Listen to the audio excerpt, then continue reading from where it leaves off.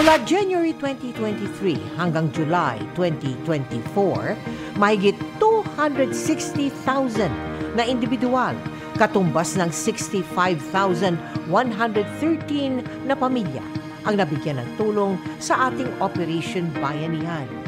Kabilang sa ating mga nahatira ng relief goods, hygiene kits at feeding program, ang mga naapektuhan ng pag-aalboroto ng Bulkang Mayon noong June 2023. Bulkang Kanlaon nitong Hunyo, magnitude 7.4 na lindol sa Surigao del Sur at malawakang oil spill sa Oriental Mindoro noong March 2023. Halos 9,000 katao naman ang nabigyan natin ng food packs sa magkakaibang sunog. Nakapagpatayo rin tayo ng bago at matibay ng 50-meter steel hanging bridge sa Mabinay, Negros Oriental. Kasalukuyan din tayong nagpapatayo ng tulay sa Oriental Mindoro. Suportado rin ng GMA Kapuso Foundation ang matayog na pangarap ng mga mag-aaral. Kaya sa taong 2023, 8 Kapuso classroom ang ating naipatayo. 2 naman sa Benguet ngayong 2024. Pinuntahan din natin ang mga kababayan nating nasa may hirap at malalayong lugar sa bansa para magbigay ng bag at school supplies. 120,000 na mag-aaral ang ating beneficiary sa ating unang hakbang sa Kinabukasan Project. May programang pangkalusugan din tayo.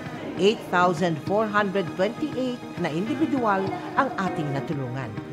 Nakapagbigay tayo ng wheelchair, arm and hand prosthesis, salamin sa mata at pustiso. May libreng medical check-up din tayo.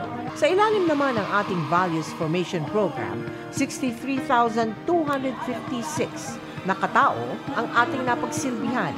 Kabilang na riyan ang ating Give a Gift Ally sa Batang Pinoy Project, Kapuso Cancer Champions, at Kapuso ng Kalikasan, kung saan nagtatanim tayo ng mga puno.